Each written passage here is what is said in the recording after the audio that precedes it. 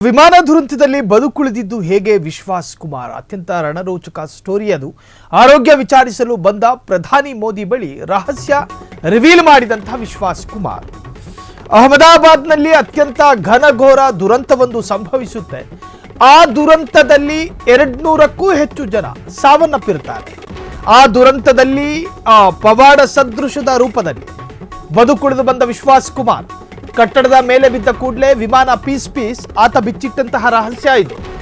So ವಿಮಾನ ಬಿದ್ದ ರಭಸಕ್ಕೆ ಎಗರಿ ದೂರ ಬಿದ್ದು ವಿಶ್ವಾಸ್ ಅವರಿದ್ದ ಸೀಟು, ಅಂದ್ರೆ ಆ ಸೀಟು ದೂರ ಬಿದ್ದಿದೆ. ಸೀಟ್ ಬೆಲ್ಟ್ ಕಾರಣ ಸೀಟ್ ಸಮೇತ ದೂರಕ್ಕೆ ಹಾರಿ ಬಿದ್ದ ವಿಶ್ವಾಸ್. ಕ್ಷಣ ಮಾತ್ರದಲ್ಲಿ ವಿಮಾನದ ಇಂಧನ ಟ್ಯಾಂಕ್ ಸ್ಫೋಟಗೊಂಡಿದೆ. ಇಡೀ ವಿಮಾನ ಧಗಧಗಿಸಿದೆ. ವಿಮಾನ ಬಿದ್ದ ಸ್ಥಳದಿಂದ ದೂರಕ್ಕೆ ಹಾರಿ ಬಿದ್ದ ಕಾರಣ ವಿಶ್ವಾಸ್ ಬಚಾವಾಗಿದ್ದಾರೆ.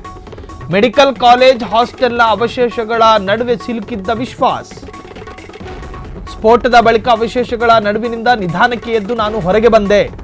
ನೋಡಿ, ಸೀಟ್ ಬೆಲ್ಟ್ ಅನ್ನೋದೆಷ್ಟು ಪ್ರಾಮುಖ್ಯತೆ ವಹಿಸುತ್ತೆ. ಸಣ್ಣ ಪುಟ್ಟ ಗಾಯಗಳೊಂದಿಗೆ ಪ್ರಾಣ ಉಳಿಸಿಕೊಂಡ ವಿಶ್ವಾಸ್ ಕುಮಾರ್. ರಮೇಶ್, ನೀವು ಎಲ್ಲ ನನ್ನ ಕಣ್ಣ ಮುಂದೆಯೇ ನಡೆದು ಹೋಯ್ತು. ಇದು ಪ್ರಧಾನಿ ನರೇಂದ್ರ ಮೋದಿಯ ಮುಂದೆ ಬಿಡಿಸಿಟ್ಟಂತಹ ಕತೆ. ನನಗೇನು ಅರ್ಥ ಆಗಲಿಲ್ಲ. ನಾನು ಬದುಕಿದ್ದೇ ಪವಾಡ. ನೋಡಿ, ಆ ದುರಂತದಲ್ಲಿ ಪ್ರಧಾನಿ ಮೋದಿ ಮುಂದೆ ತನ್ನ ಅನುಭವ ಹೇಳ್ಕೊಂಡ ಮೃತ್ಯುಂಜಯ ವಿಶ್ವಾಸ್. ಯಾವಾಗ ವಿಮಾನದಲ್ಲಿ ಕೂತ್ಕೋತಾರೋ ಪ್ರಯಾಣಿಕರು, ಆ ಕ್ಷಣದಿಂದಲೇ ಶುರು ಮಾಡ್ಕೋತಾರೆ ಏರ್ ಹೋಸ್ಟರ್ಸ್ಗಳು. ಸೀಟ್ ಬೆಲ್ಟ್ ಅನ್ನು ಹಾಕಬೇಕು, ಟೇಕ್ ಆಫ್ ಆಗೋದಕ್ಕೆ ಇನ್ನು 1 ನಿಮಿಷ ಬಾಕಿ ಇದೆ ಅಂತೇಳಿ. ಸಾಕಷ್ಟು ಜನ ರೆಗ್ಯುಲರ್ ಪ್ರಯಾಣ ಮಾಡುವವರಿಗೆ ಅದರಲ್ಲೂ ಒಂದು ನಿರ್ಲಕ್ಷ್ಯ, ನಾನು ಯಾಕೆ ಹಾಕಬೇಕು, ನಾನು ಜೆನ್ವಿನ್ ಪ್ಯಾಸೆಂಜರು, ಡೈಲಿ ಬರೋನು ಅಂತ ಹೇಳಿ. ಆದರೂ ಏರ್ ಹೋಸ್ಟರ್ಸ್ ಬಿಡೋದಿಲ್ಲ, ಹಾಕಿಸ್ತಾರೆ.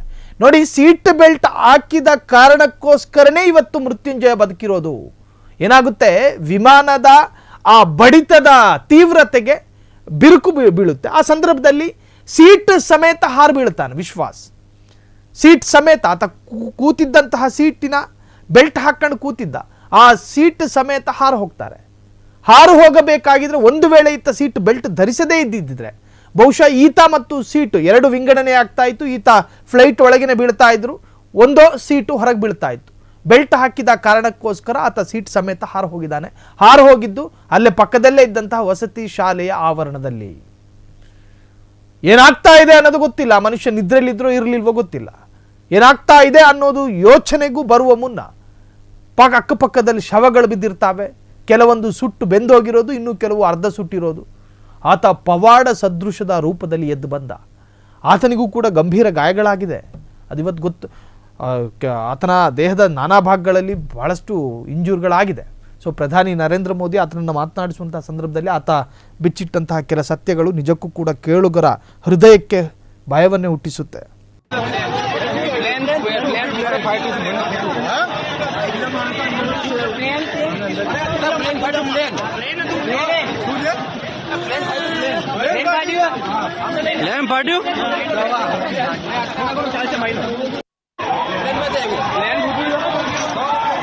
क्या भैया बता पैसेंजर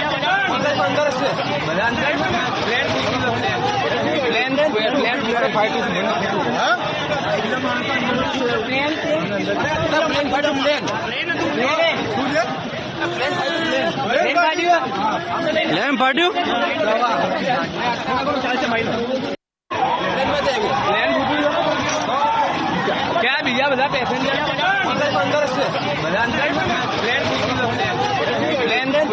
ಕ್ಷಣ ಕ್ಷಣದ ಸುದ್ದಿಗಳಿಗಾಗಿ ಫ್ರೀಡಂ ಟಿವಿ ಸಬ್ಸ್ಕ್ರೈಬ್ ಮಾಡಿ, ಲೈಕ್ ಮಾಡಿ ಹಾಗೂ ಫಾಲೋ ಮಾಡಿ. ಹೊಸ ಸುದ್ದಿಗಳ ನೋಟಿಫಿಕೇಶನ್ಗಾಗಿ ಬೆಲ್ ಐಕಾನ್ ಮೇಲೆ ಕ್ಲಿಕ್ ಮಾಡಿ.